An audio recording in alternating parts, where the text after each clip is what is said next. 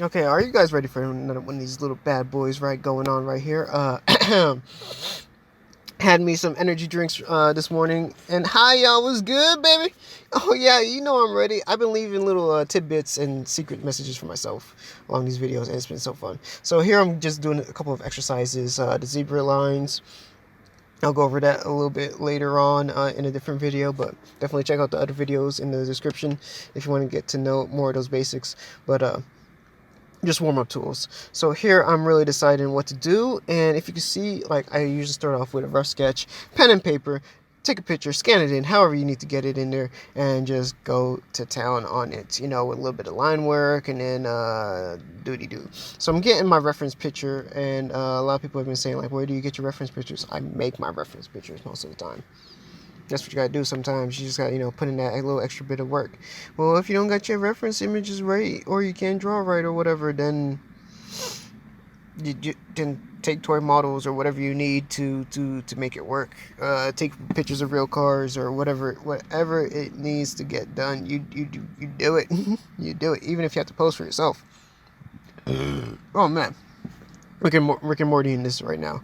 A little bit gassy. The energy drinks are running through me like this car will be running through your enemies in the BatZack universe game. And I'm just trying to get the design right while sticking true to the concept that I have made, but making little tweaks here and there to make it more realistic and suitable for an actual car. Now let me watch me go to town on it. Like, yeah, oh yeah, I like that little part right there.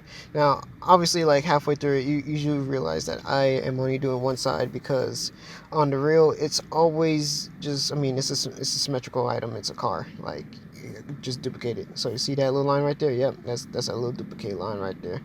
And you see, bam, duplicate it, put that over, and then just go to town on it. Now we got the symmetry right. I'm going to do the flip thingy. I did the flip thingy, all right, just to make sure, because I wanted this to be straight as possible.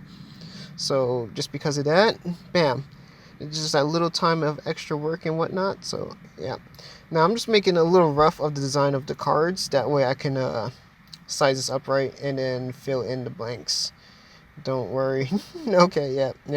So that's probably me taking a break in between, and then give myself a reassuring message to not worry about things and just man, you got this. Like, the more you worry about stuff, the worse life is always going to be for you. That's just a key moment of wisdom, and that's my daily key moment of wisdom. If we were to do this daily, but we don't do this daily, so get out of here with that.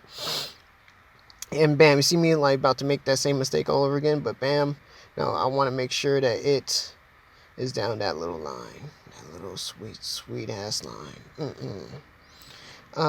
So I was really like, I went to town on this, and if you can like really look at it, you see in the back, those are thrusters, all right, booster rockets on top of the car itself, so that way it can just propel itself in a faster motion, because it's supposed to be better and more appropriate to the outlineage of the thing. And yes, I just need a little bit more air. I don't know why I did the air like that, but it's all groovy.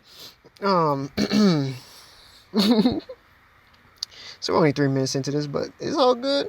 So once again, I'm just doing one side and all this extra stuff. But like, look at the design that I went with right there. Right now, I'm not trying to stroke my own ego off, but like, just take a look at it real quick and study the line work. I wanted the feather. So I'm not sure if you've ever seen a Chochobo from Final Fantasy, any one of them. They kind of have these like peacock like chicken feathers that kind of just spring up in the back of them, or at least cartoon chicken feathers. I don't know what actual bird actually has that, but I know peacocks kind of have that kind of, fluster. And I really wanted to emphasize that on the BatZack universes, the BatFantasy, whatever. Once again, the title just keeps saying, "Be right back." Oh, okay, yeah, you go take your break while I keep talking and back. See, that's when you just okay, Jason, yeah, you better get your bat back to work. Shh, better put in there. I don't pay myself nothing for nothing. You know what I'm saying? Okay, it kind of sounds like I do, but don't worry about that. Uh, so Yeah, okay, I was talking too long, but the front of the front, I wanted to really emphasize that whole chocobo, the beak. I wanted it to really feel like a beak, and I just, like, just want to get in there with some of those details. Look at that.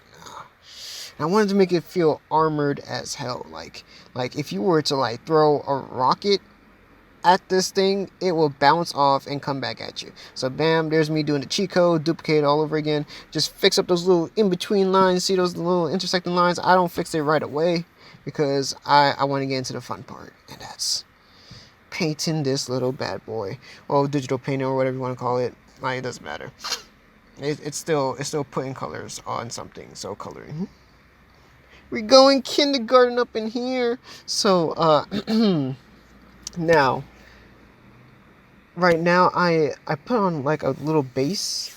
Now I'm putting on that multiply, and then I'm putting oops. Okay, so I didn't put on the mask. All right, but I was supposed to put on the mask, and little cheat code if you didn't do that. Put on the mask. Even if you already started, just control click on that whole entire file layer that you just, like erase, and then just refill that in, and then take that, copy that, and then transfer. It sounds less complex when you say it out loud. I mean, when you say, like, when you actually do it, but when you say it, it kind of sounds like there's a whole bunch of extra steps. I'll probably show like a video on that, like on the basics of that little transfer thing in the future if you guys want to see that. If not, then shoot, we're just gonna keep on trucking with these little bad boys. I'm gonna try to stick away from tutorial videos because I just want to show off these cards. And bam, so we're applying those blues, those yellows, and that beautiful silver. Look at that. And with the shadows already on it, it kind of give it that pop. You know what I'm saying? That is just like, magical. Oh, whoa. You taking another break? No, you better be right back in like 3 seconds. I'm giving you 3 seconds, homie. 3, 2, 1. And he's not back yet. Let me go find where this guy went. And I found myself. All right. That was a journey. I have to drag myself from the depths of a psychedelic trip. I'm joking. No. I literally just, I think that day I was just really tired. No, just like, you know what? Just pass out. But yeah. So here I am just touching up some of the shadows. You gotta really emphasize those shadows right there. Looking all nice and sexy.